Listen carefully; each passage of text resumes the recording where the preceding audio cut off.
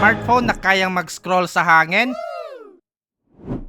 May pa-RGB light yung likod at sobrang ganda ng display. Bago nga mag New Year, may bagong pasabog itong si Realme. Naglabas sila ng isang mid-range phone na kulay pink pero brusco yung specs. Ito yung Realme 15 5G.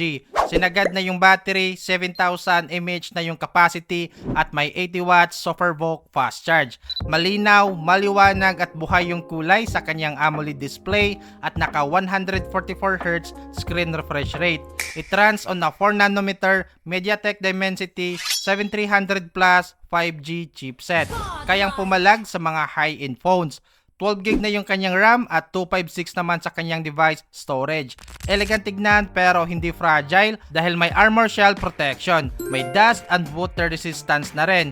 Kung camera yung priority mo, hindi ka mabibigo sa kanyang 50 megapixels AI camera with Sony sensor at may ultra-wide. Pati yung selfie cam ay 50MP na may video resolution na 4K. At bago ko makalimutan, meron na rin pala itong video stabilization at marami pang mga camera features. Merong air scroll feature kaya pwede ka na mag-scroll sa hangin. May RGB light sa likod na pwede pang makustomize. Ito yung phone na elegant looking pero pangbalagbag din yung specs. Kayo guys, ano masasabi nyo sa phone na to? Comment down below and don't forget to follow for more.